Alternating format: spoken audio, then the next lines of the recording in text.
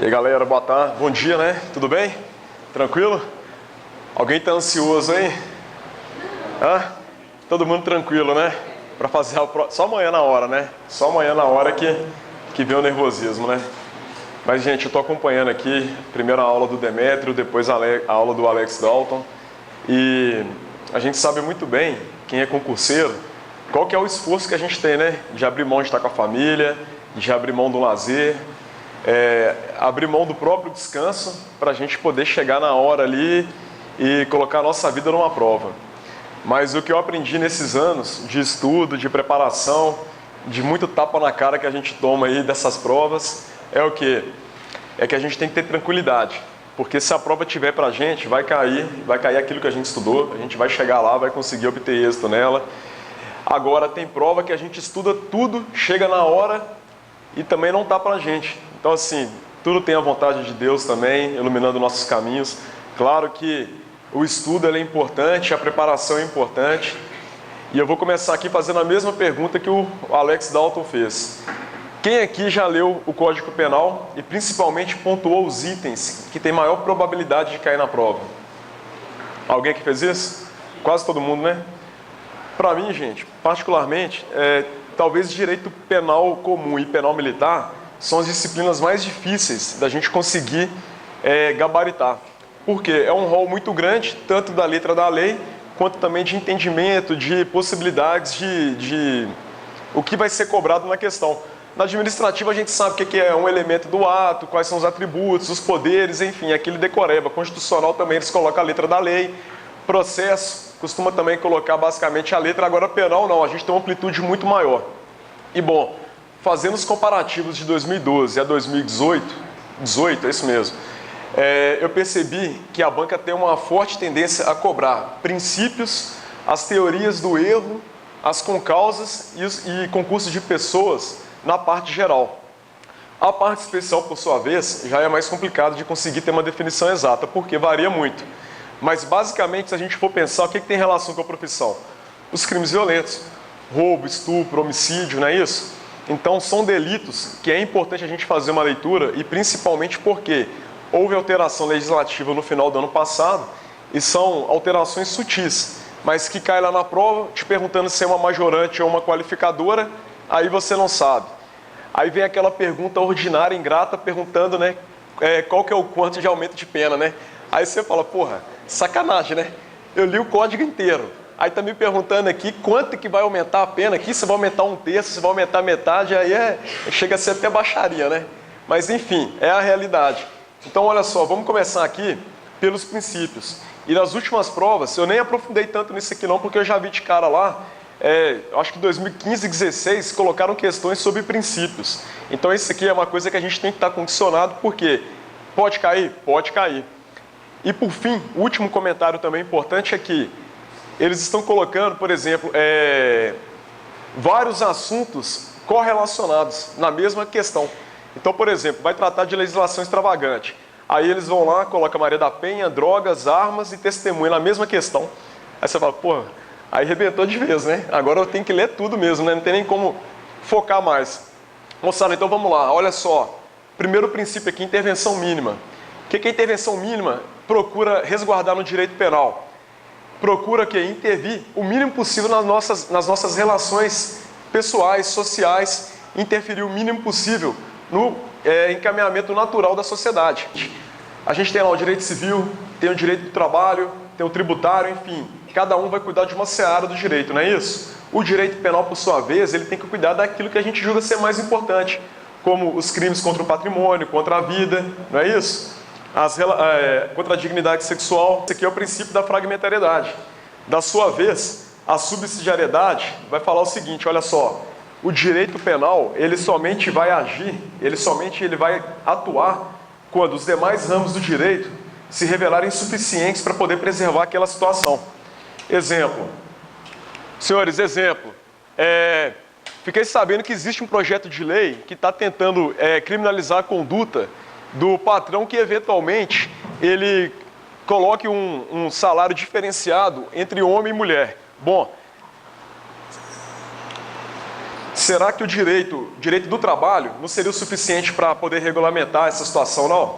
Lá, a Justiça do Trabalho, será que o direito civil, numa eventual indenização civil, não seria capaz de regulamentar, né, cuidar desse caso? Por que tem que ser criminalizado? Né, criminalizar essa situação.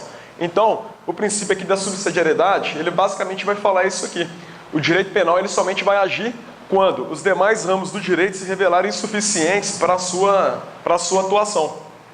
Bom, o princípio da insignificância é um princípio muito importante também, porque tem relação com o nosso dia a dia, embora a gente não faça a aplicação no cotidiano, não é isso? Mas basicamente vai falar o quê? O princípio da insignificância, que é a antinormatividade mais a tipicidade material. Embora tenha aquele tipo penal lá, o furto, por exemplo, né? Será que o camarada ir lá e furtar uma barra de chocolate de um supermercado, essa conduta dele merece rodar todo o maquinário público em busca de solucionar aquele delito ali? Talvez não. Aí entra o princípio da insignificância, porque a conduta dele materialmente, ela não aflorou na sociedade aquele clamor de buscar a punição do agente. É uma conduta que ela pode ser relevada e até mesmo administrada por demais ramos do direito. Então é isso que a corrente moderna do princípio da insignificância fala.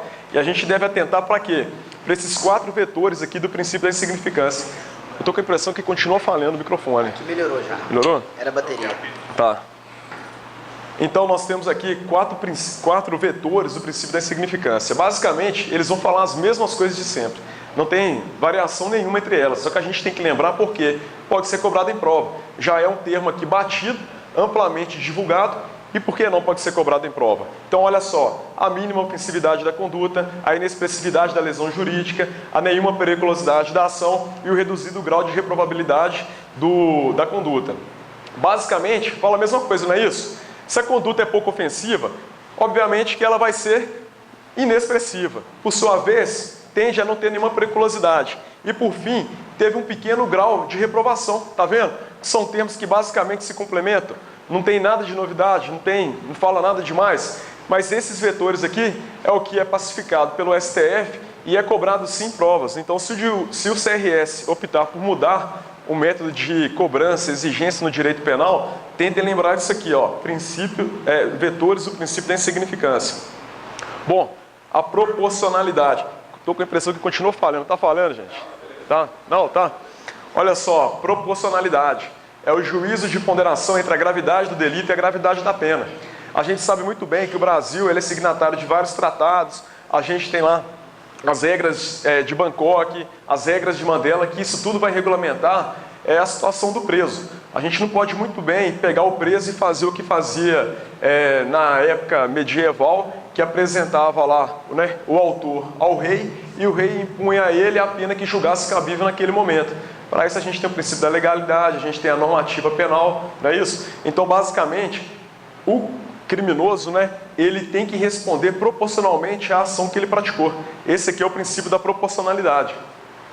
A adequação não existia até então, não era isso? A gente tinha somente lá o 121 do Código Penal, só que diante do clamor público, pelo simples fato do homem matar a mulher, pelo fato dela ser mulher, isso por si só já gerou um clamor público, um projeto de lei no qual foi aprovado e hoje tem a tipificação lá do feminicídio. Isso aqui, então, é a adequação social, é a sociedade mostrando para o legislador o que ela busca, o que ela quer que seja protegido pelo direito penal. E, por sua vez, o Alex Dalton até comentou isso aqui, o costume, ele não tem um condão de criar ou afastar a figura típica do Código Penal. É aquela situação da mãe que leva a criança para poder furar a orelha, não é isso? É uma conduta que, em tese, seria o crime de lesão corporal, só que habitualmente é aceita pela nossa sociedade, não é isso? Ou alguém aqui já viu alguma mãe sendo presa porque levou a filha para furar a orelha? Já viu, né? Não? Então, gente, olha só, essa aqui é a adequação social. Agora, esse princípio talvez seja um dos mais importantes do que a gente está vendo aqui. Por quê? Foi cobrado em prova, mudaram a terminologia e induziu fortemente o candidato ao erro. A intranscendência, a pessoalidade da pena. A sanção penal, olha só o que fala o artigo. A sanção penal não passará da pessoa do condenado, podendo a obrigação de reparar o dano e o perdimento de bens ser estendida aos sucessores e contra eles executados até o limite da herança. Olha só, esse aqui é o princípio da intranscendência, da pessoalidade. eles tentam confundir esse princípio com esse daqui, ó, com a individualização da pena. O da individualização da pena vai ser totalmente diferente da pessoalidade da pena. A pessoalidade da pena, ela vai impor ao réu os efeitos da condenação, não é isso? Agora, se porventura ele não existir mais, a eventual reparação de danos vai poder ser cobrada ali até o limite da herança aos seus sucessores.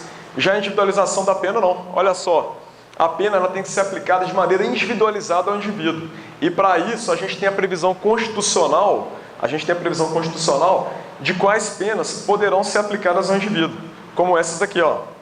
A perda de bens, multa, prestação social alternativa, suspensão ou interdição de direitos. Lá no Código Penal a gente tem lá as penas privativas de liberdade,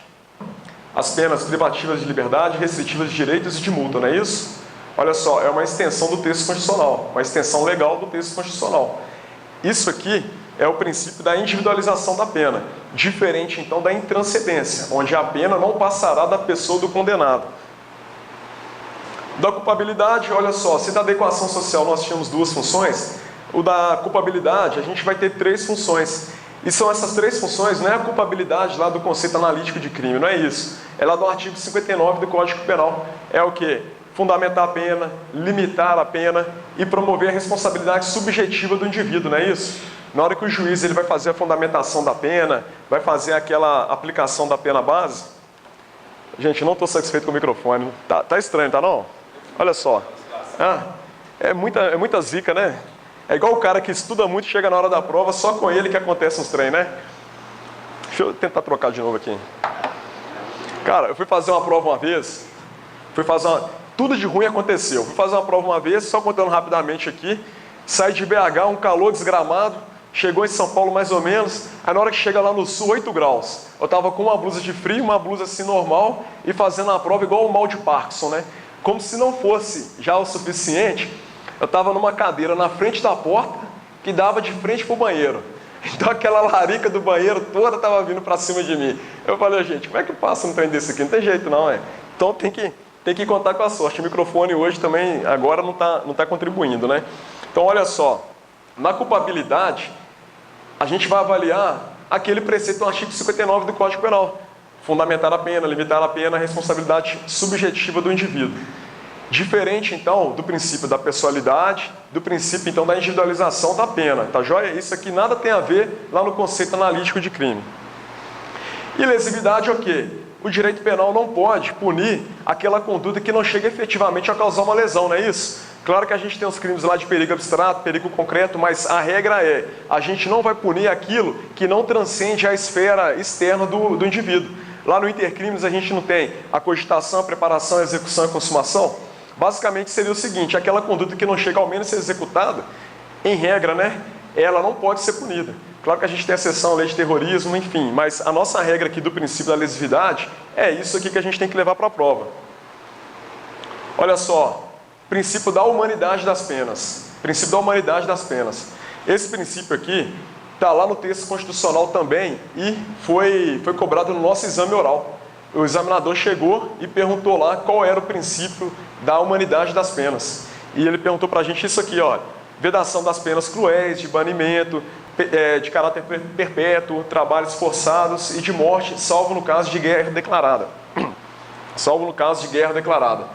Isso aqui é o princípio da humanidade das penas. É importante lembrar também, tendo em vista que o Brasil faz parte aí de diversos tratados de direitos humanos, no qual ele tem que obedecer claramente, nitidamente ali os preceitos que estão previstos, e caso ele faça isso, a União, né, na figura do Executivo, pode responder por eventuais falhas nisso aqui.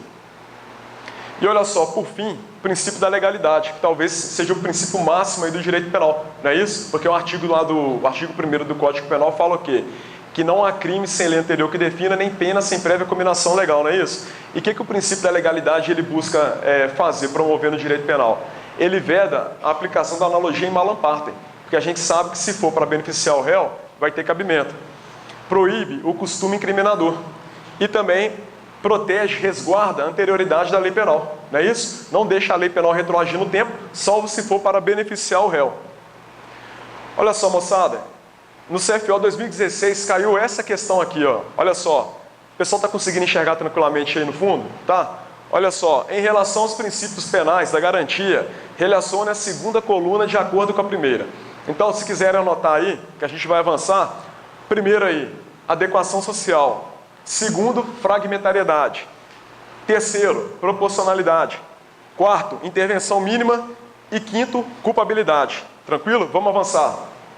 Olha só, este princípio exige que se faça um juízo de ponderação sobre a relação existente entre o bem que é lesionado ou posto em perigo, a gravidade do fato, e o bem de que pode alguém ser privado em gravidade da pena. Qual seria esse princípio aqui? Olha só, vou voltar aqui, ó. Qual desses 5 seria aqui? Essa primeira questão, olha só. Adequação social 1, fragmentariedade 2, proporcionalidade 3, intervenção mínima 4, culpabilidade 5. Qual? E aí, qual que seria? Proporcionalidade, não é isso? Proporcionalidade, isso mesmo. Vamos lá, segunda. Este princípio é o responsável não só pela indicação dos bens de maior relevo que merecem especial atenção do direito penal, mas presta também a fazer com que ocorra a chamada descriminalização. Qual seria o princípio aqui? Ó, moçada, olha só, vai chegar na prova lá. Se você já está convicto sobre uma alternativa, chega aqui, ó, já marca aqui. A gente já vai saber, então, que não é proporcionalidade, não é isso? Então, a gente já fez 20% da questão. Então, olha só.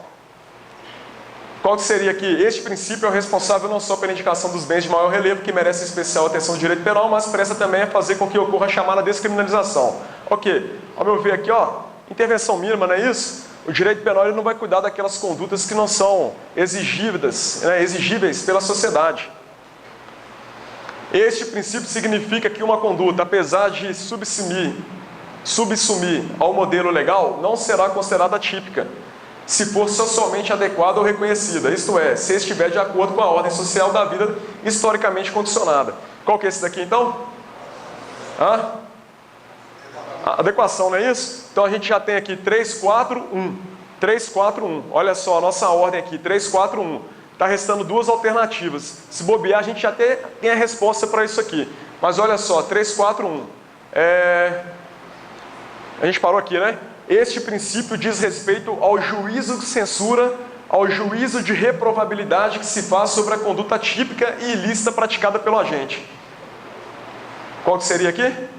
Culpabilidade, não é isso? Então ficou 3, 4, 1, 5, não é isso? Vamos ver se é isso mesmo então. Aí, 3, 4, 1, 5, 2. Isso mesmo, tá vendo? Que eles vão fazer ali um paralelo entre os princípios, que a gente tem que ter isso claramente então. Tá joia? Isso está no slide, no finalzinho aí, quem quiser dar uma lida depois com calma. Olha só, 2015, outra questão. Da conjugação do direito penal com a Constituição, pode-se extrair a conclusão da existência de princípios constitucionais penais. Alguns são explícitos e outros implícitos. Assim, com fulcro nessa assertiva, marque a alternativa que corresponde ao princípio da ofensividade do fato. Ofensividade do fato. A gente viu ofensividade aqui? Ofensividade, será que poderia ser lesividade? Vamos avaliar aqui, olha só. Cada um responde pelo que fez na medida de sua culpabilidade. Ninguém pode ser punido no lugar de outra pessoa. Que princípio que é esse aqui?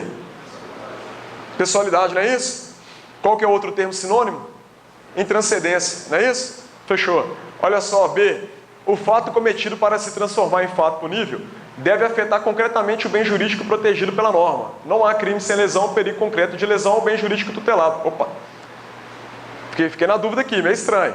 Vou deixar em stand-by então. Não vou seco para marcar não. Vou continuar avançando para ver se alguma outra vai se encaixar melhor. Tá? Porque aqui, olha só, pode ser que seja lesividade, pode ser que seja talvez algum outro princípio, subsidiariedade, enfim, vamos avaliar aqui. C. Somente os bens jurídicos mais relevantes devem merecer a tutela penal. Exclusivamente os ataques mais intoleráveis é que devem ser punidos penalmente. E aí, galera? E aí? Fragmentariedade? Olha só. Vamos raciocinar, vamos pensar junto aí, tá?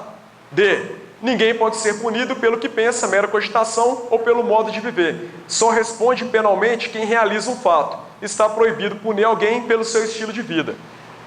A resposta correta aqui é a letra B. Viu que a gente ficou na dúvida? Na hora que passou na letra B, gerou uma dúvida.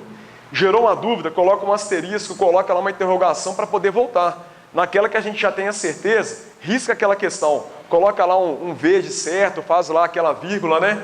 Para quê? Para a gente ganhar tempo, para a gente não perder tempo repetindo leitura desnecessária. Tranquilo? Chegou na alternativa lá, essa aqui está certa. Fechou? Essa aqui estou na dúvida, interrogação e assim sucessivamente, tá joia? Moçada, olha só, as teorias do erro, erro de tipo e erro de proibição. São cobrados em provas? Sim, são cobrados. A gente vai ver que teve questão do CRS sobre isso aqui também, até mais de uma. Basicamente é o seguinte, o que a gente tem que lembrar aqui sobre o erro de tipo?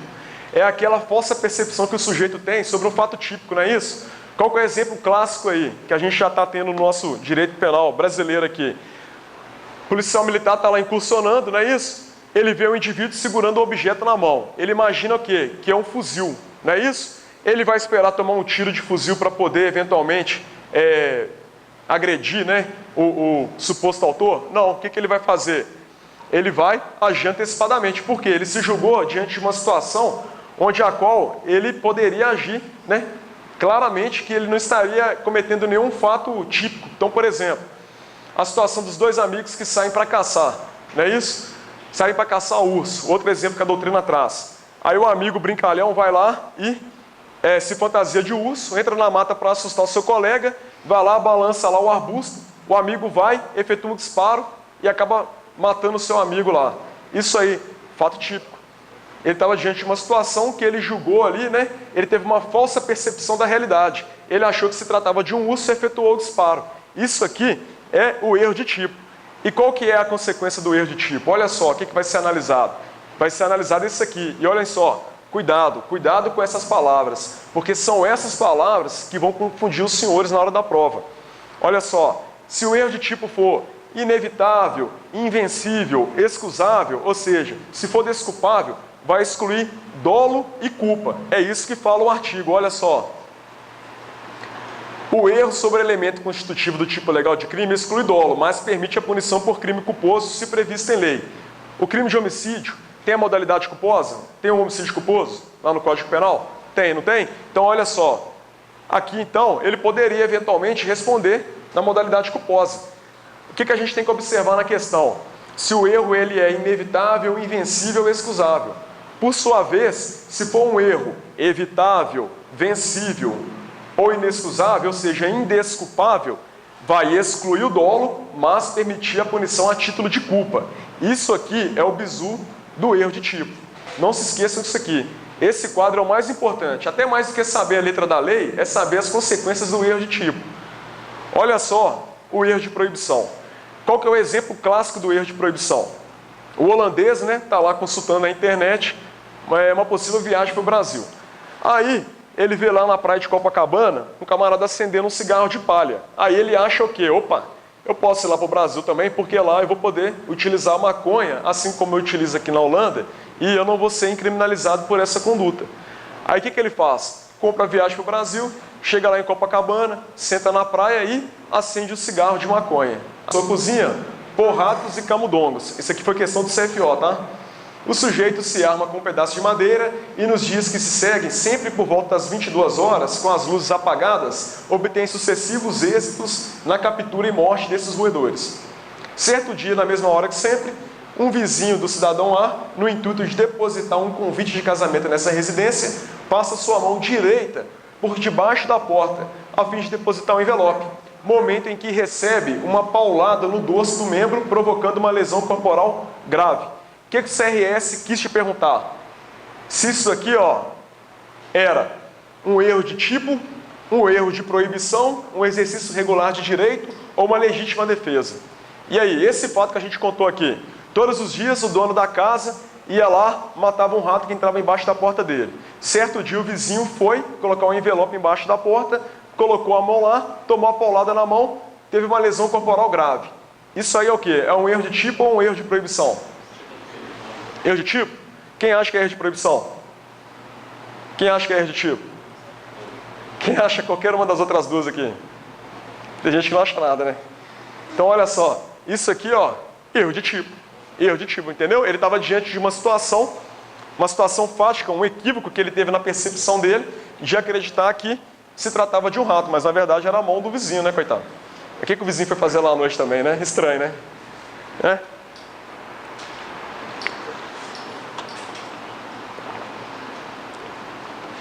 Vamos lá avançando, gente. Com causas, olha só. Com causas. Cai em prova também.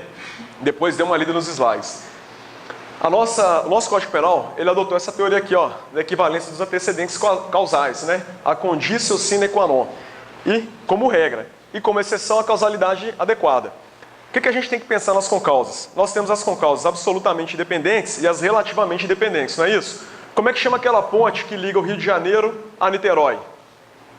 Como é que chama a ponte? Hã? Ponte Rio-Niterói, não é isso? Vamos tentar imaginar aqui que essa ponte vai se chamar nexo de causalidade. Nas concausas absolutamente dependentes, essa ponte ela vai ser quebrada. A eventual conduta do agente não vai ter relação com o resultado alcançado. Motivo pelo qual nas concausas absolutamente dependentes, independente se ela for pré-existente, concomitante ou superveniente, o agente só vai responder pela tentativa. Então, por exemplo, aqui, ó, basicamente, na pré-existente, eu quero matar alguém, vou efetuar disparos de armas de fogo contra essa pessoa. Ela veio ao óbito. Só que aí, na hora que faz lá, né, vai lá para o Instituto Médico Legal e vai fazer lá a avaliação dela, verificam que a causa da morte não foi em virtude do meu disparo de arma de fogo, mas foi em virtude de um veneno que ela havia tomado. Tá vendo? Eu não posso responder por homicídio consumado, motivo pelo qual eu vou responder por um homicídio tentado. Eu tentei matar, não tem como eu tentar matar alguém que já está morto, não é isso? Matar alguém que já está morto. Isso aqui seria uma concausa pré-existente. A concomitante, sei lá, efetua um tiro também, né, no meu algoz, só que na hora que eu estou efetuando o disparo, talvez numa região não letal, ele tem um infarto, né? Ele fica assustado, né, coração, acho que bate mais forte, ele tem um infarto e morre. Olha só, eu tentei matar, mas a causa da morte foi outra. Percebe que aqui nas concausas absolutamente dependentes, a conduta do agente não tem relação com o resultado final? Então, nesses três casos aqui, tanto na pré-existente, concomitante, ou então na superveniente, o cara é baleado, vai para o hospital, tem um terremoto e morre lá, ó, soterrado. Não tem relação uma coisa com a outra, motivo pelo qual o nexo de causalidade, a ponte Rio-Niterói, vai ser quebrada. Sendo quebrada, vai responder por crime... Crime tentado, não é isso? Agora, olha só, as concausas relativamente dependentes. A gente tem que avaliar o seguinte, opa, pera aí. Eu sei que na absolutamente dependente, o nexo de causalidade vai ser quebrado. Por isso que é absoluto, não é isso? Agora, no relativo, opa, relativo está sugerindo alguma coisa, não é isso? Olha só, vou avaliar a mesma situação. Se é pré-existente, se é concomitante ou se é superveniente.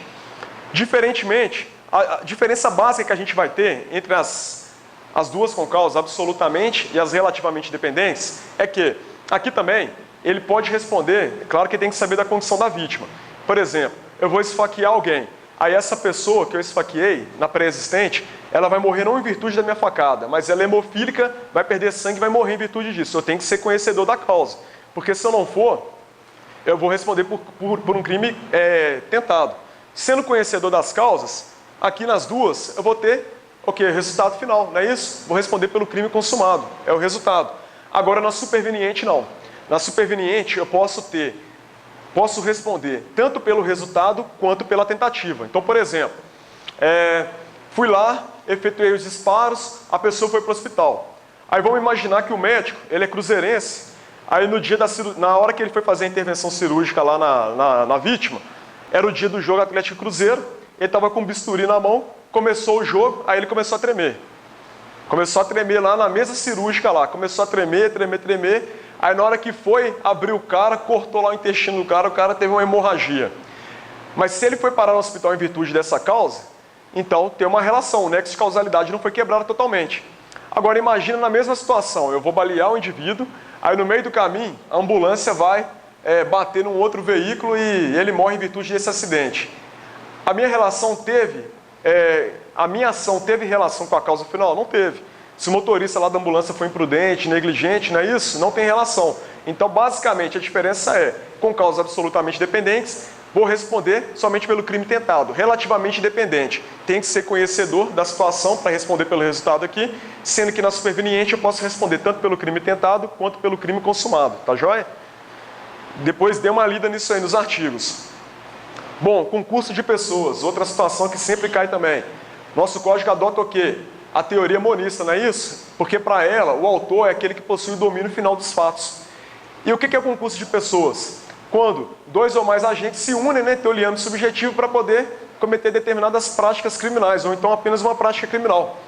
E a gente tem como requisito importante isso aqui, que já foi cobrado em prova também. Outra situação que já foi cobrada em prova. Olha só quais são os requisitos do concurso de pessoas. Pluralidade de agentes e de condutas, pluralidades de agentes e de condutas, relevância causal de cada conduta, liame subjetivo entre os agentes e identidade da infração penal. Esses aqui são os requisitos do concurso de pessoas. Olha só o que caiu em 2013 no CFO. Marque a alternativa correta, né, quanto aos requisitos do concurso. Pluralidade de condutas, condutas e agentes, não é isso? Então, essa aqui eu já estou achando estranho. Relevância causal de cada conduta? Não sei. Liame subjetivo entre os agentes e infração penal? Mas lá está falando identidade da infração penal também, não é? Essa aqui está bem estranha. Olha só, letra B. Pluralidade de agentes e de condutas. Opa, beleza. Relação causal de cada agente? Ou é relação causal de cada conduta? Tá vendo que estão trocando os termos? Liame subjetivo entre os agentes e a infração penal. É a identidade da infração penal. Letra C. Pluralidades de agentes e de condutas. Beleza. Relevância causal de cada conduta. Beleza. Liame subjetivo entre os agentes. Beleza. Identidade da infração penal. Opa, isso aqui me soa familiar. Isso aqui então soa familiar? Já vou deixar aqui, né, no QAP. Vou deixar em stand-by isso aqui. E letra D. Pluralidades de condutas. Relevância causal de cada agente. Liame subjetivo entre os agentes e infração penal. Gente, os termos foram os mesmos. Eles não tiveram, né? A banca talvez ela não quis nem tentar inovar, não. Ela pegou a letra A e mudou uma palavra para a letra B. Pegou a B e inverteu uma palavra na letra D. Não teve repertório. Então, olha só. Questão correta é letra C. Mas sabe o que é? É chegar na hora lá e ter a tranquilidade, fazer a prova com calma. Leve talvez uma caneta em marca-texto, uma caneta vermelha para diferenciar e vai sublinhando os termos, vai marcando aquilo que vocês já sabem, aquilo que vocês não sabem para ganhar tempo. A prova, ela induz o candidato ao erro. Aquele que tem conhecimento da letra seca da lei já tem uma vantagem muito boa para esse tipo de concurso. E aquele que tem um plus, que tem um conhecimento, uma interpretação, igual o Dalton comentou, que talvez a disciplina mais importante para esse tipo de concurso é português, porque é a interpretação do texto. Se você fizer uma interpretação correta, você vai conseguir acertar a questão. Então, tomem cuidado com os termos absolutos, não, nunca, sempre, enfim, né, outro bizu. Olha só, sobre a parte especial, o que eu chamo a atenção aqui? Os crimes patrimoniais, furto e roubo, os crimes sexuais, o estupro, e esse tipo novo aqui agora, ó, a importunação sexual, os crimes contra a vida, né, homicídio e lesão corporal, e contra a administração pública. Eu não coloquei aqui porque a gente não ia ter tempo de trabalhar, mas que é importante, tá? Dei uma lida lá sim. Olha só, gente. Basicamente aqui, ó, essa súmula do STJ, 567, ela fala que o sistema de monitoramento lá, de vigilância, segurança, câmara de monitoramento, isso por si só não torna impossível a prática do crime. O que vocês têm que pensar então? Dentro do estabelecimento,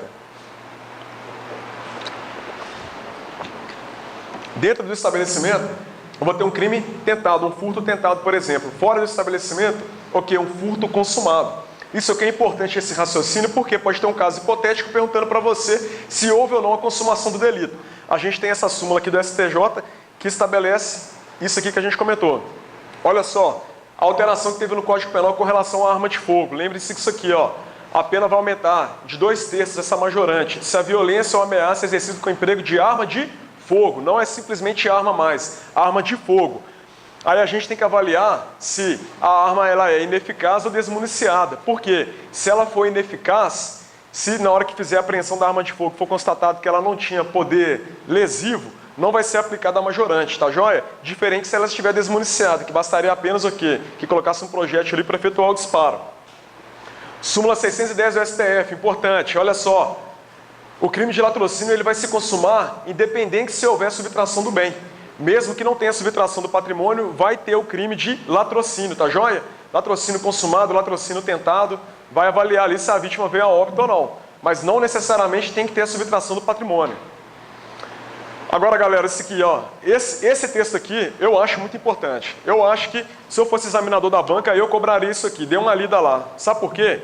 Porque ele colocou o mesmo texto para o furto e o mesmo texto para o roubo. A diferença é que no furto vai ser uma qualificadora. O que é isso aqui? Tava muito na moda o quê? Aliás, está na moda ainda, né? Assalto, né?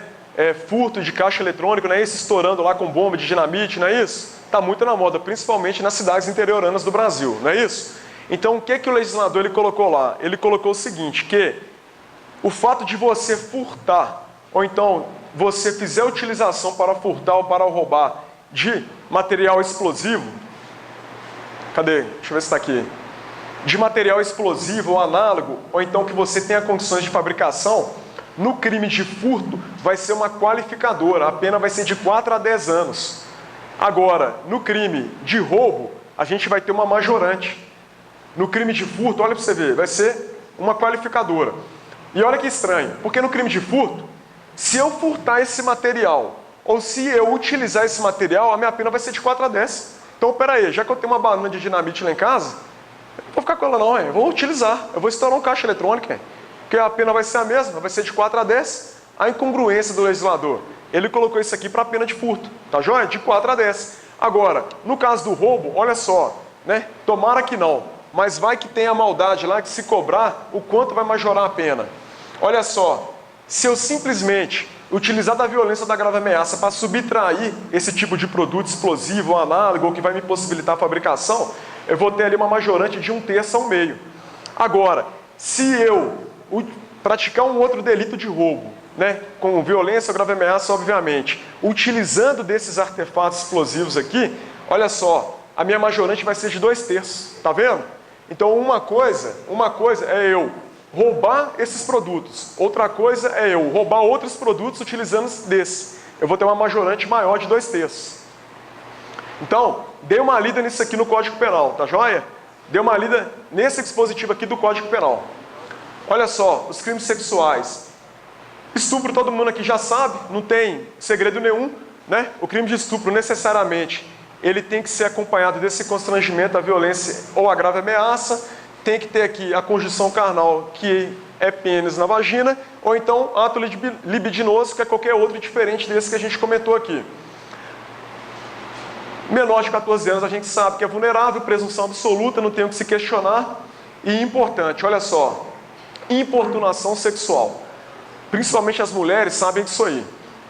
Lembra, principalmente em São Paulo, nos grandes centros, daqueles casos que as mulheres estavam lá andando de metrô, de ônibus, tomavam aquelas encoxadas, que já aconteceu situações do homem ejacular a mulher dentro do metrô. Já ouviram falar disso, acompanharam isso na imprensa, não foi?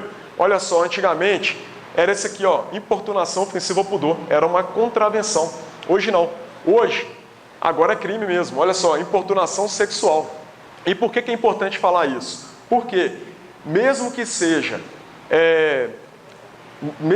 uma pessoa vulnerável, né, menor de 14 anos, que vai ter um ato diferente da conjunção carnal, enfim, libidinoso, o simples fato da pessoa tocar, agora que sua filha Aline, de 13 anos, pediu ao vizinho Vini, de 19 anos, para ministrar aulas particulares para sua filha. Ao fazer o pedido, mencionou a Vini a idade de Aline. Ou seja, o autor, então, ele já sabia a idade da filha dela. Vini foi à residência de Aline e foi conduzido até o quarto lá da vítima. Maria estava na sala, que fica ao lado do quarto, e de modo que pôde ouvir com clareza o inteiro teor da conversa travada entre sua filha e o professor, sendo que a Aline convidou, olha só, a jovem convidou o professor para ficarem, tá joia? Ou seja, teve o consentimento dela. A Aline insistiu e afirmou que não haveria problema algum, porque sua mãe Maria estava na sala, entretida com a novela. E a mãe ouviu isso tudo. Depois da insistência, os dois ficaram. Maria ouviu toda a conversa e achou melhor não interferir. Maria era a mãe da criança, da menina, da jovem, preferiu não interferir. E diante dessa situação, quais crimes eles cometeram? Tanto a Maria quanto o professor Garanhão lá. O que eles cometeram? Olha só, Vini somente responde pelo crime de estupro de vulnerável. Vini e Maria respondem pelo crime de estupro de vulnerável em coautoria. Poderia ser a coautoria aqui? De repente até poderia, né? Enfim. Vini e Maria respondem pelo crime de estupro de vulnerável, sendo que Vini na modalidade comissiva e Maria na omissiva. Vini e Maria respondem pelo crime de estupro de vulnerável, sendo Vini na comissiva, Maria na omissiva, sendo aplicada causa de aumento de pena. E aí, o que seria isso aqui?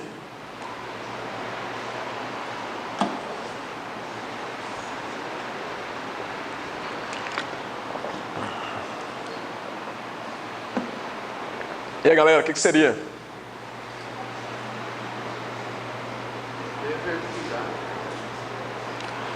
Moçada, seria isso aqui, ó, a letra C, tá?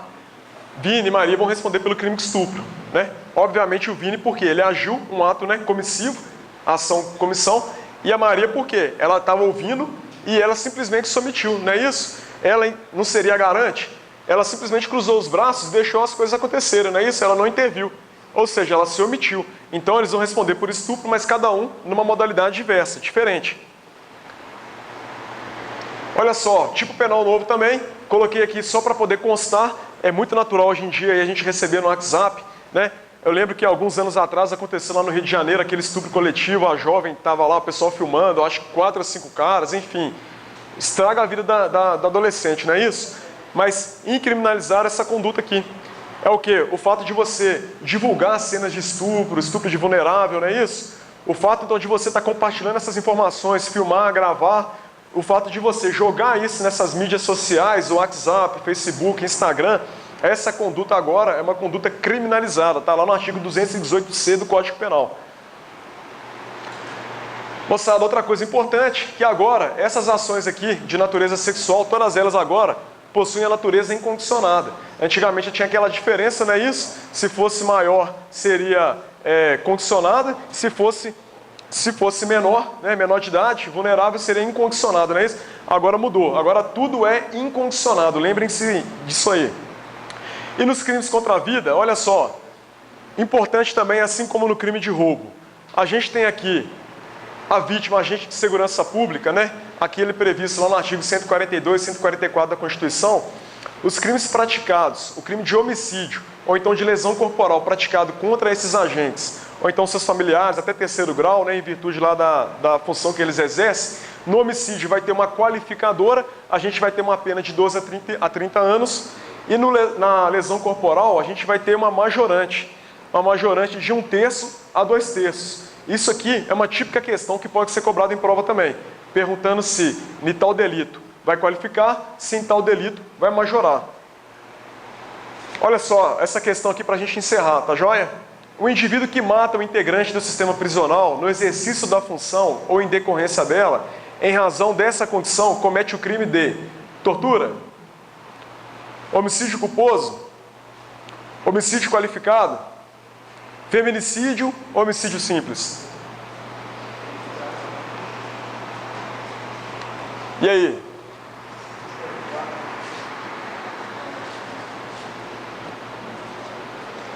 E aí, galera? E aí?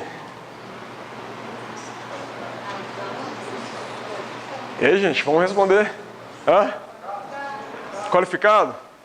Qualificado ou simples? Qualificado? Qualificado, né, gente? Tá lá, né? Tá escrito lá, né? Que no homicídio vai qualificar e na lesão vai majorar, não é isso? Esse qualificado aqui é hediondo? É hediondo? É hediondo, né? Moçada, então, olha só. Agradeço demais a atenção. A gente tem que passar de maneira corrida porque é muito conteúdo, não tem como a gente passar com as devidas ressalvas, cautelas, né? Com tranquilidade. Mas o mais importante, quem já chegou até aqui, está preparado para amanhã. Então, é uma guerra de você consigo mesmo. É você ter a tranquilidade de chegar lá na prova amanhã, tomar um bom café da manhã, tentar descansar hoje, chegar em casa, assistir um filme, curtir a família, a namorada, não é isso? É importante também. Então, cheguem em casa, tentem aproveitar e principalmente descansar. Porque proporcional às horas estudadas, também são as horas de descanso, não é isso? Para o cérebro poder condicionar aquelas informações, armazenar. Desejo a todos uma excelente prova, confiem em Deus, confiem no potencial de vocês. É muito natural a gente chegar nesse momento do concurso e falar assim, putz, eu não sei nada, né? Eu não sei nada, perdi meu tempo, né? Acontece com todo mundo, mas olha só, não é assim que funciona não. Porque a gente chega lá na hora da prova e a gente consegue acertar as questões. Tentem ter esse autoconhecimento para vislumbrar aquilo que vocês possuem maior conhecimento, em qual disciplina vocês têm maior conhecimento. Por quê? Vai chegar na hora da prova, a tendência é que no decorrer dela a gente fique cansado, a atenção ela seja reduzida. Então, tente começar, uma sugestão, tente começar por aquilo que você domina, para você fechar aquele conteúdo, então tentar fechar. Porque naquilo que você já tem dificuldade, você vai ter tanto no início quanto no final da prova, não vai ter variação. Tá joia? Obrigado pela atenção, a gente está lá em Belo Horizonte. Se precisar de alguma coisa, a gente puder ajudar, pode mandar um WhatsApp, pode mandar um direct, a gente conversa.